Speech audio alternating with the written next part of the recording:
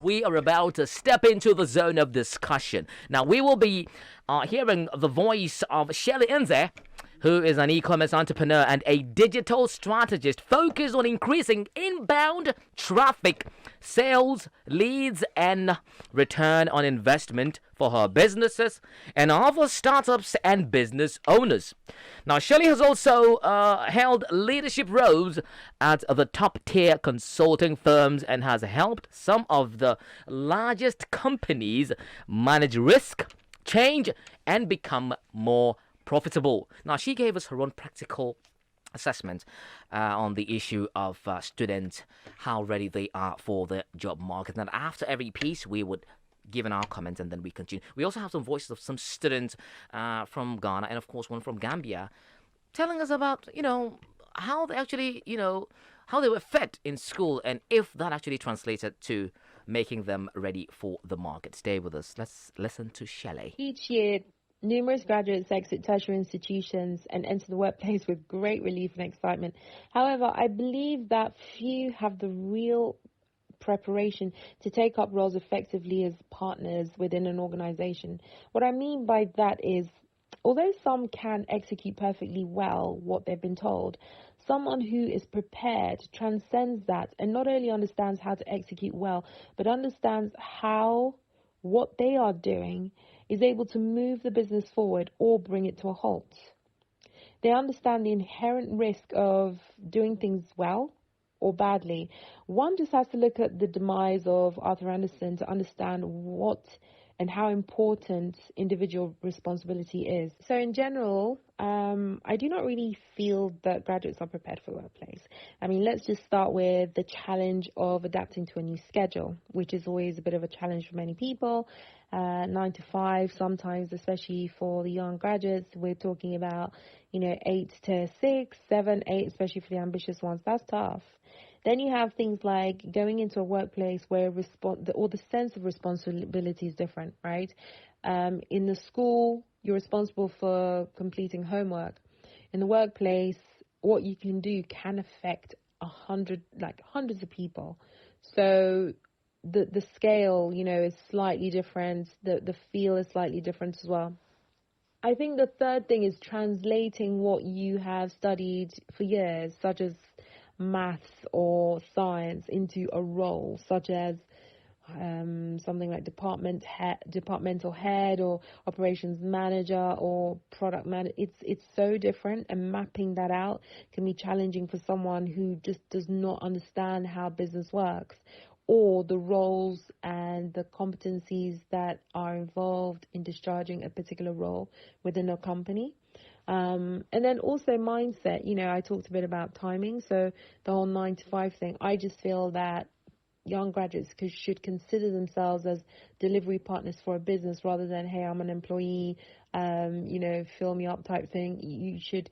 If I was advising someone, I'd say for the first 2 years, flat out, go for it, learn as much as possible, and, really understand how you can position yourself as an asset to the business. I really feel you should consider yourself as a delivery partner for the value proposition that company is trying to deliver to their customers and stakeholders. I love Africa Global Radio. Yeah, Shirley Nzeh on, if the graduates that come out of the university on a yearly basis are industry ready, and she made some interesting submissions. Let me start with my guy.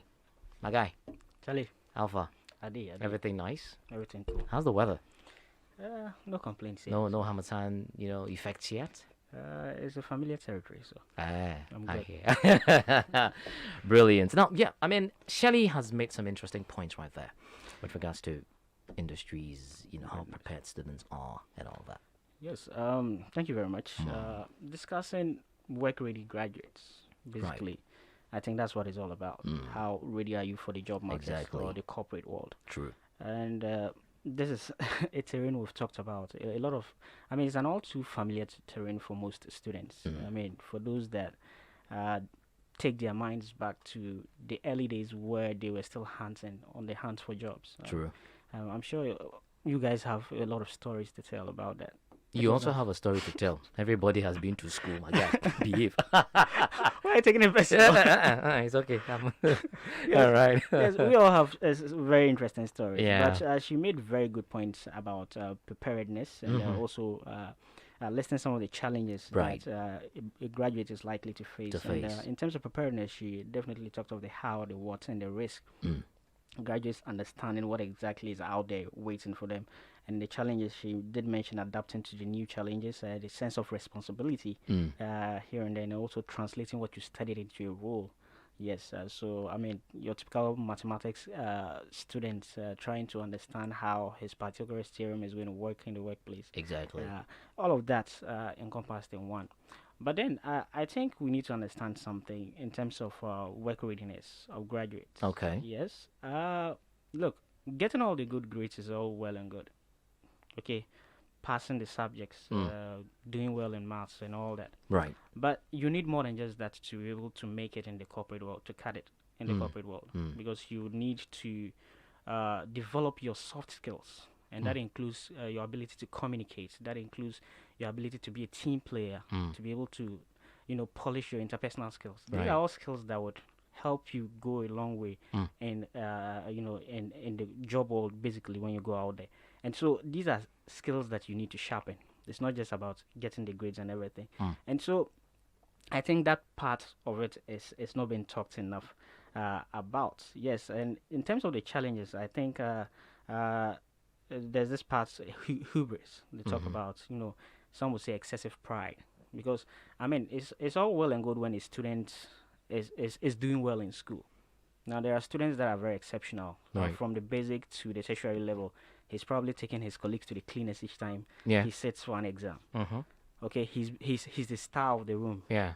Then he comes out into the job market expecting to be the same, and it's not. And so he comes out feeling that he has this exaggerated opinion of himself. You throw him into the job market, and then he realizes that It's not the same. it's not exactly the same. Yeah. So, yes, these are areas we need to look at it. Okay, let me get on to my other colleague, Mami, and co-host, Mami or Epi. I'm trying to balance the equation here. But yeah, Epi, let's hear what you got to say per Shelley's submission. One thing I like to focus on is the fact that the 2 years, she said, like for the first 2 years when you come out, Yeah. you should focus on learning. And it's something that I think, I think I've mentioned in one of our daily fixes. Learn as much as you can wherever you find yourself. It's like, there's something about failing and failing fast. Okay. So during your first years of experience or in working fields, I think it's good, like she said, to learn as much as you have to. Anything, everything. Okay. And, there's this fixed mindset of not being able to adapt to a new system or a mode of working because we're used to a particular box. Now, Okay. we have to be able to move out of the box. So we have to make ourselves people who can easily adapt to changes Okay. and to different things. And we should learn as much as we can Right. and be able to contribute to the development of the businesses we find ourselves in. Right. Okay, Mummy. Barry, she mentioned this point. Hafiz shed more light on it.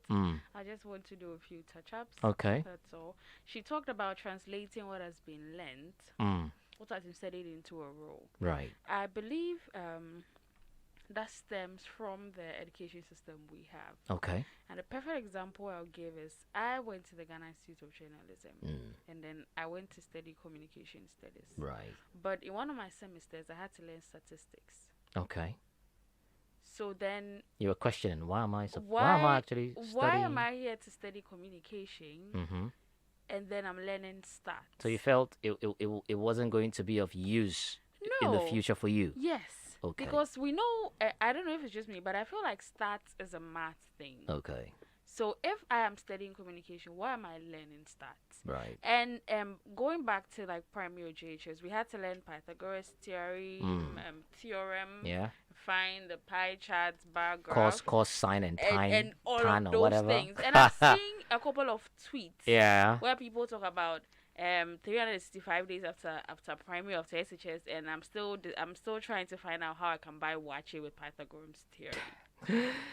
I know, right? So then I feel like if growing up, Okay. we should the education system should be in such a way that we identify the talents of the child, Right. then we push the child into studying a course that will help to build those talents. Okay. Because when I was in primary, one of my mates came from Nigeria. Yeah. He joined the class from Nigeria, and then he was telling us about how the education system here is different. Because I don't know if it was true. Okay. But according to him, in Nigeria, once you enter kindergarten, primary, they look at your talents, what you're good at, and then they make you study They courses nurture it. in those lines. Right. Well, that would be I think one of the most parts where you get to identify your strengths and weaknesses so you can work more on them, right? Yeah, and then I like to touch on the 2 years thing she said as Okay, right. I was speaking to I have this friend. Okay. He's a career developer. He teaches people like, where do you see yourself in 2 years? Where do you see Right. yourself in 3 years? And then one time we're having a conversation, and then he was telling me that when most people complete the university and then they come out and they're looking for a job. Okay. It's like in their minds, as soon as I get a job, I should be paid 4,000, 5,000, 6,000, Right. because I'm a university graduate, without thinking that maybe I could be suitable for the job, but there's something I could learn more. Exactly. So once you come out of the university, I Yeah. feel like you should open yourself up to learn instead of thinking, oh, I have a master's degree, I have a PhD, so Okay. I think I can do all things. So Right. you should look at me as that Okay. and pay me as that instead of being open to learning. Right. Okay. I love Africa Global Radio. Well, she also spoke about some reasons for this issue, graduates industry readiness. Let's listen to that as well. This is very difficult to answer. I don't feel there's any one reason. I think there are a multitude of reasons why people are not prepared. It could be mindset. I believe that part of framing education as a whole starts within the home. So understanding why you need to get educated is something we all just do, and we don't really think about it. We know we just need to go to school. We need to go in at this time and go back at that time. And while we're there, we have to do this. But the bigger picture is often missing. And if kids are given that insight early on, i.e. if you do this, you'll be able to do this, and then you'll be able to live like so-and-so, or if you don't do this, you might struggle a little bit with these options later. And I think that allows young people to make that choice to really take part in the education system and actively seek to then transition from that into the workplace.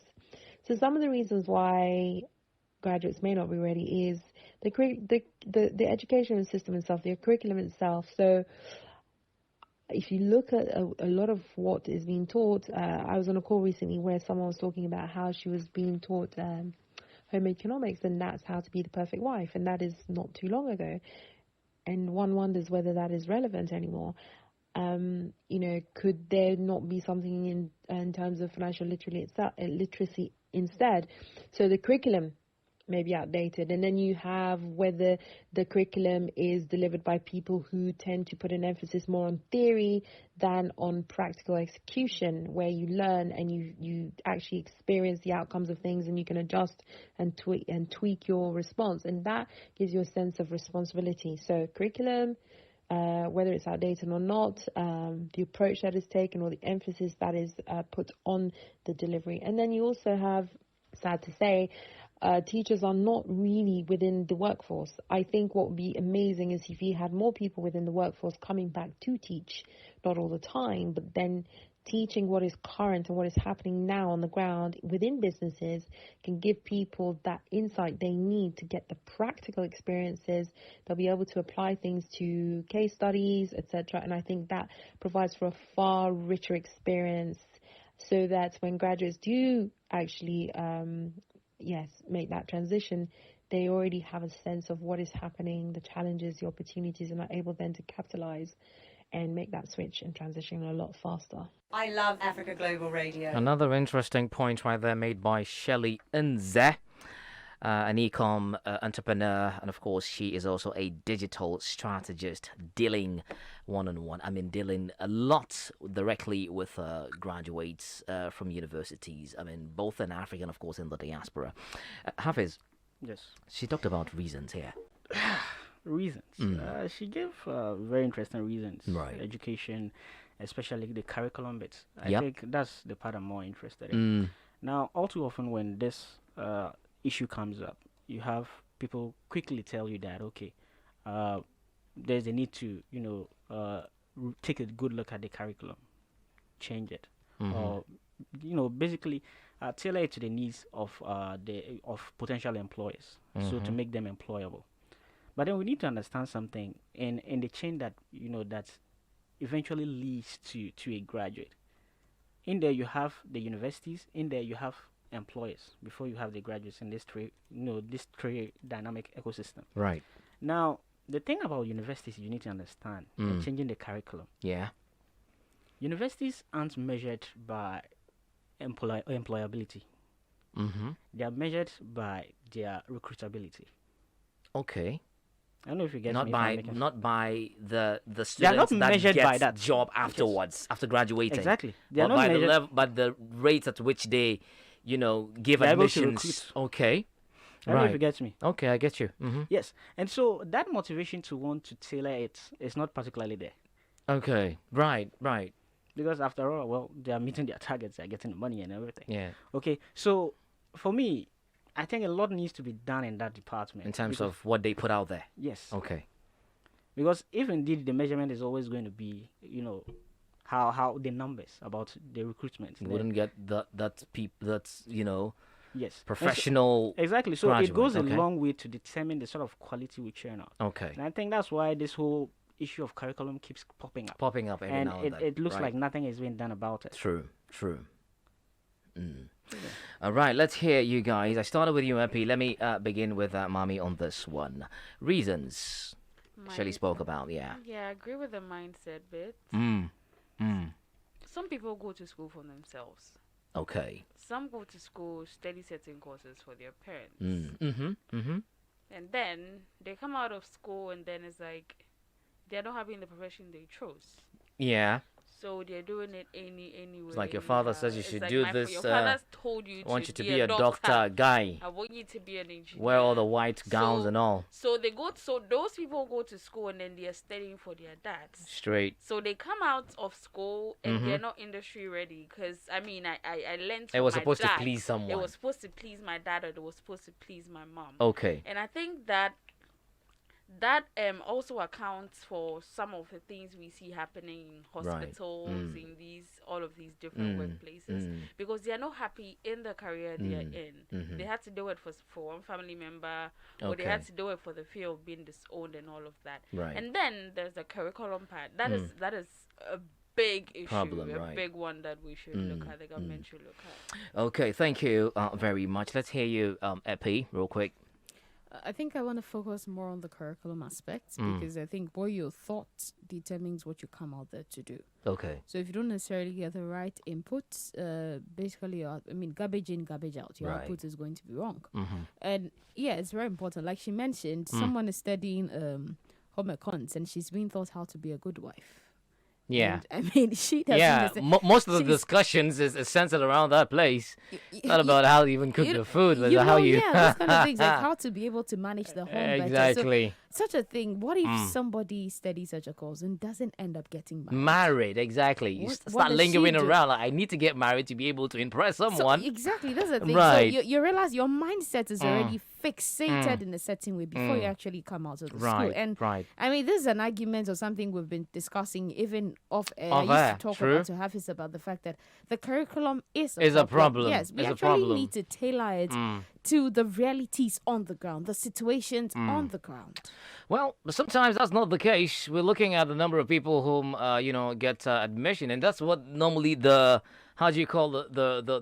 papers publish. Like, okay, this year 5,000 students were enrolled and da da da da da and all of that. But then at the end of the day, you get 5,000 people coming out and it's zero. It's not really good at all.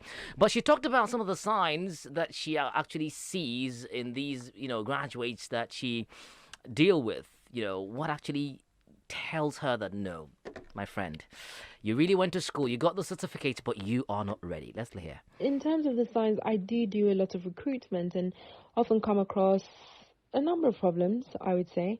A lot of those are, lack of execution. This means that those who have not tested things out, have focused too much on theory, have not tried things out to actually see how it plays out on the ground, lack that experience, and therefore they lack confidence.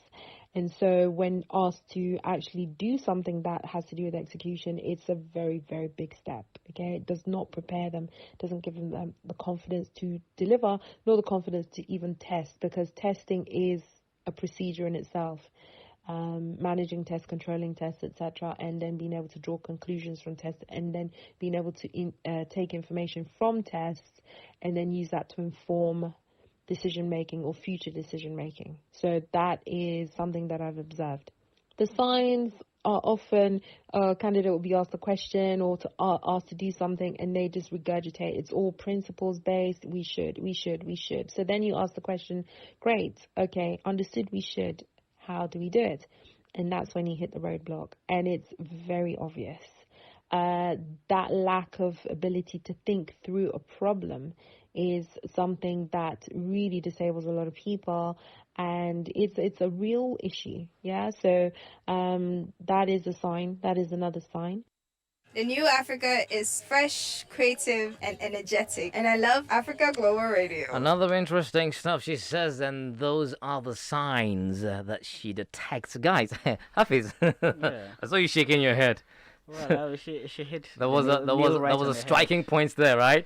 Yes, she hit the nail right on the head. I mean, for the signs she talks about, lack of confidence. And you can tell, I mean, in my earlier submission, I did mention soft skills. Okay. Communication, interpersonal, and your ability to work in a team. Right. And these are signs of a person that is very much self-aware. Okay. Yes, and is a department some people are lacking in, are very deficient in. Okay. And so you can easily spot some of these things. Right. In the end, to be able to make it in the world of work, you would have to sharpen those skills. Right. Okay. It's one thing passing all, having all the good grades. It's another thing coming out and actually putting that to good being use. able to relate. Yes, and being able to take instructions, being able to listen, being able to and execute. Exactly. Yeah. And being able to have the confidence to do certain things. We see people take up certain spaces. You clearly know he's not good at it, but he oozes a certain level of confidence, and you can't help but just admire. Absolutely. Yes. So I mean, playing out there is a different ball game. It's a different ball game. So, okay, Epi. I think she's actually made good points. What you think, how you carry yourself out there, it's super important. I think most importantly, what you retain in your head. And like Hafiz said, somebody very important once told me, they said the hard skills will get you the job. Okay. The soft skills could get you kicked out. Yeah. Or could actually leave you at the bottom of the ladder. So as much as you're picking up the hard skills, you need to hold so dear onto the soft skill, because they equally ensure that it's like oiling the machine. Okay. That's like the oil in the machine. So the soft skills are what gets you going. It's what actually pushes you and gets you recommended to other people. Okay. All right. Let's let's move on to find out some of the recommendations that she made. More of the she thinks that actually could help, turn the whole narrative into something more productive afterwards. Yeah. I think that introducing job role references into the curriculum and also entrepreneurial role references into the curriculum could be helpful, because it gives people early access, early exposure to things that are going to happen on the outside. I feel also that if you are able to enter the workplace from a very early age, engaging in things like internships, learning on the ground, learning from people, getting used to the workforce environments, cultures, norms, expectations, average daily working times, etc. I think that's going to be extremely helpful. That gives you early exposure to practical skills. So you're given small tasks to do, and then once those small tasks have been executed well, if they've not been executed well, or whether they have, you're given feedback on how to improve, and then given additional tasks that can help you to grow your confidence and grow your ability to test and execute. I think that it will be really interesting to engage in dialogue between teachers, between the educators, basically the teachers, and business and parents, because I did say the framing of the education piece in terms of how it enriches the lives of young people starts very early on at home. And yes, I think that sort of trio of, well, it's basically the ecosystem that can form the way in which a child or a graduate addresses, well, a child really takes part in the education system and then exits as a graduate into the workplace. And I think that understanding the difference between education and learning is not restricted to the classroom. And this is what I mentioned earlier about parental influence, but also understanding that you learn from everything in your environment. There's so many lessons that could be drawn, and so many, analogies from life, and just experiencing things is really important. And then also, I do believe once the graduates are actually in the environment, the work environment, companies can do a lot better, not to just pigeonhole people. Here's your job description. You must do this, but also this is what you do. This is how it serves the company, right? So literally working backwards, this is your role, and this is how it supports us to attain our goals, and this is how you can do it well, this is how you can do it badly, and this is the risk of doing it badly, right? And just really giving people that option to understand the bigger picture. What I would say is the bigger picture as far as how the CEO sees their role. The people who are now coming in and supporting that can see how they or their efforts contribute to helping the business attain their goals and maintain their values and ethics and vision and mission. I love Africa Global Radio. Another cracker, if you ask me, I must say. Hafiz. Yes. I mean, yeah. Yes, once again, she's making very good points. Very good points. And for me, I think largely to what determines a very good work-ready graduate. Right. There are two other factors. Mm-hmm. The institution of training and also the employers. Yeah. Okay, yes, it's all well and good to say that people are not, he's not work-ready, or, they can't be employed. Yeah. But you need to understand that these are byproducts of a failing system or a failed system. Yeah. They just went through a system. They're just simply casualties of that system. Yeah. So how, right. So how do we change that? Okay, and so let's start looking at the universities and the institutions that offer trainings. It is very good to have the employers. Okay? Yeah. Have their inputs when it comes to course designs. Yeah. It's very good to have that. This is what we want to see from this. We want. Yeah. Because at the end of the day, we are in a technologically advanced world. I mean, times are changing. Nowadays, you have chatbots taking over the works of call centers. You have robots taking over the works of industry players. So we have to see lawyers. I mean, in the form of a robot and all. Uber drivers, they're going to be out of work because we are beginning to see autonomous cars and everything. So the times are changing. So if you continue, churning out graduates, eventually, in 2-3 years, they want to be in a suit and a tie. They'll definitely be useless to the system. What exactly are you doing? Right. So they need to be part of that dialogue to be able to design some of these courses. But then that is not going to happen if universities aren't held to a high standard and aren't supposed to account for some of the courses they churn out. Okay. Like I said, if they keep getting measured by their the ability number to of recruit, admittance, and not their ability to churn out graduates that are employable, then we are going to keep having this problem. Now, I mentioned universities, also the employers in this regard. Well, sometimes it's out of your hands as a job-seeking graduate when you walk up to a job center or just your potential employer, and you watch them discuss your capabilities in such a negative tone. Some of them are so frightening, really, and they probably don't want to give you a dog chance now. Yes, and so to potential employers, basically, what I would say is, look, first of all, you need to consider what the role requires. Yes, and also how the potential of that student or graduate can be nurtured with good training. Right. She also made mention of taking internship roles. Some actually don't even want to do that. You tell someone to go write a letter to a certain corporate company and all, they go like, I don't get paid. How do you just start working and get the experience without going through some of these challenges? I don't know. Mommy, you want to share something? There's that. That's Uh-huh. what you mentioned. Uh-huh. And then there's the opportunity not actually being given By the employers. by the employers. Okay. Because I know I'm always bringing in my experience. Yeah. No, it's good. It's good. It's We good. need It's practical a stuff. refreshing Yeah, twist. yeah. Let's hear it. Going back to school, Mm. right? After 2 years, Okay. after the first semester in the second year, you have to do an internship. Yeah. So school is vacating, and then we go for our internship letters. Right.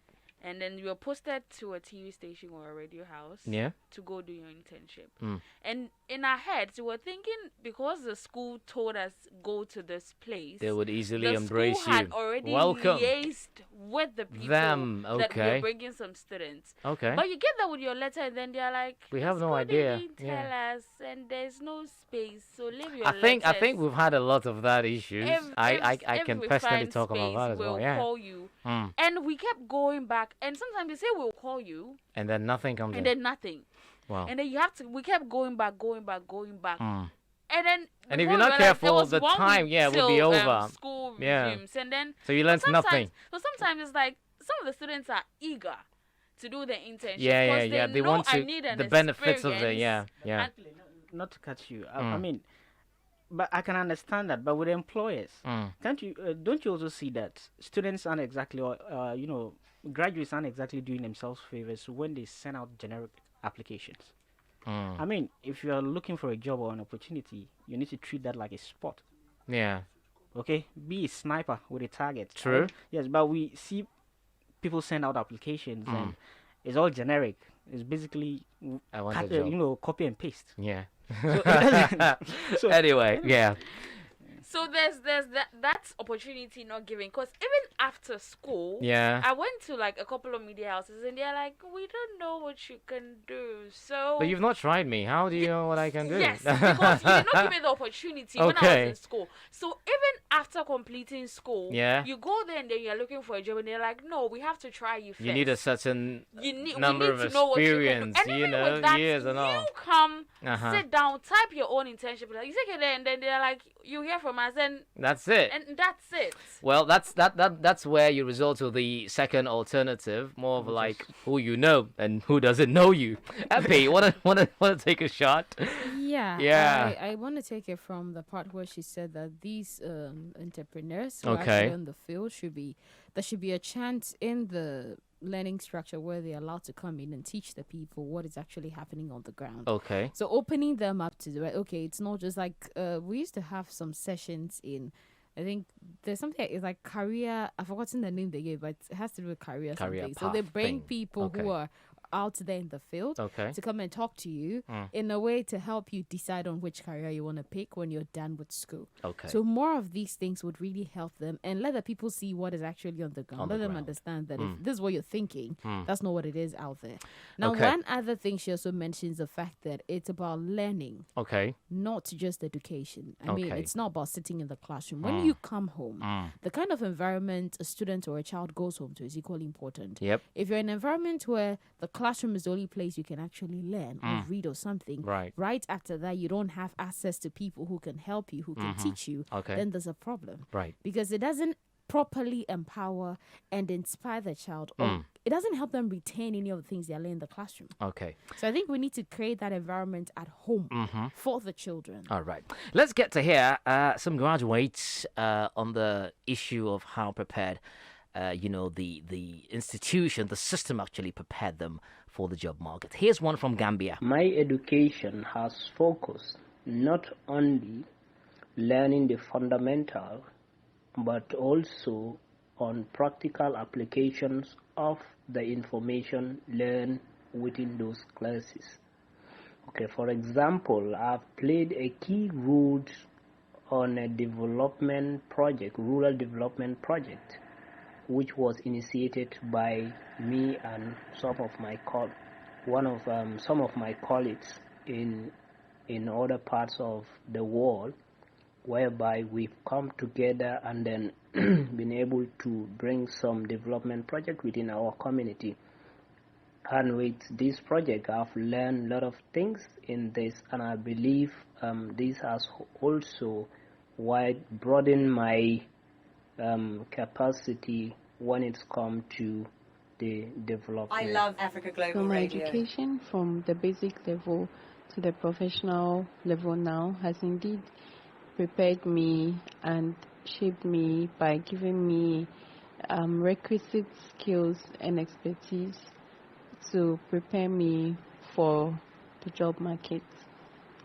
Even though I'm still in school, I believe that the experiences and the teaching I have gotten from the basic level till now would prepare me for the job market when I'm done with school. I got the privilege to attend both public and private education system across Africa, and the difference is clear. In middle school and elementary school, the focus was on teaching critical thinking and problem solving. Fortunately for me, I was in an institution where they employ the right subject experts to help students attain this goal. We also achieve this goal through using the right teaching materials and creating the right learning environment. Stakeholders such as parents and other community leaders play their role in making sure that we're educated right. Moving to high school, I attended the 8th best high school in Africa. I entered school knowing that I was going to continue what elementary and basic school taught me. But I was welcomed with an overcrowded curriculum where subjects were out of date. Teachers were not necessarily subject experts in what they were teaching. The right educational and learning environment was not created. Teachers were hard to get to, and the focus was on getting high grade instead of attaining knowledge. I graduated from there and went to international university, where I went back to learning problem solving and critical thinking and learning other competencies. Clearly, high school haven't served me right, because I picked up habits that, should I have continued in an international curriculum, I wouldn't have picked up. Nevertheless, it has shaped me into being someone who fits into society for the most of it. Public education helped me to create certain network that I can rely on, but I wouldn't say the network is high quality network. As a graduate of university after studying pharmacy, I feel like I've been vested with an opportunity to be of service to mankind, and that makes me feel like I'm living a life of purpose. Apart from that, the experience of going through school, being through school, the people you meet, the experiences you have, it makes you a better person. It exposes you to opportunities that you would never have thought that you would come across, and all of these come together to make you the person that is better off in the society, to fit in any job, to work better, and to make the whole world a better place. So yes, indeed, education has served its purpose for me personally. I love Africa Global Radio. All right, diverse views right there. Education has served its purpose. Someone said high school didn't really cut out the picture for him. Didn't really work out and all. Overcrowded curriculum. But in less than 30 seconds, guys, Hafiz, let me start with you. Yes, I think one part of education, Okay. it's, or just learning in general, Okay. that doesn't get talked about enough. It's, the fact that it exposes you to people from all walks of life. Yeah. Yes. Mm. Yes, I think we underrate that bit a lot. Mm-hmm, Because when you go out there, the people you meet on a daily the people basis. you meet, right. eventually, it creates a certain network for you. Mm-hmm. Yes, and we've seen that one too many when you've tried things, going through a system, it doesn't work, but then your network comes through for you. Yeah, to bail We've you seen out. it, to bail you out, and that is because of the school you attend, or basically the education you had. That is what came to your rescue. But he made mention of the public school has given him network, but not quality network. So obviously, you know where the other one is coming can from. be talked about later, but then, Fine, it doesn't have same. your network. Exactly. So. Right. Mommy? Right. Yeah. Yeah, I would say school, right? Education. Yeah. I would say education has done me good. Okay. In as much as I came out of the university and Right. I had almost like 5% to 0 practice. Okay. I would say education has done me good, because right now I sit down and then I think, if I didn't go to school, what would I be doing? Calling me Barre, I guess. Ha ha. Yeah. And and in as much Okay. as we've seen people not complete school and Yeah. then they've done great things, Right, it is right. not all of us that will turn out like Exactly. that. Some of us who actually need education. Yeah, to shape us. Yes, some of us, it is the education that will open those doors for Yeah, us. yeah. So All right, good one there. All right, real quick, 30 seconds, Epi. Well, I think I'd say when we're learning, we should think of how it's going to help us beyond the walls of the school we find ourselves in. Because Nice. whatever we're learning, we're going to apply outside the walls of Okay, the school. right. Yeah, so it shouldn't be about just chew and pour. Okay, well, you heard it. When you're watching or listening to this particular segments, you can leave your comments as well because it is very, very important. We get to hear your side of the story via our Facebook page, Africa Global Radio, or on our WhatsApp platform, +23320706468. You can listen to the whole show on demand, Africa Global Radio. That's where you can find it, africaglobalradio.com, AGR on demand.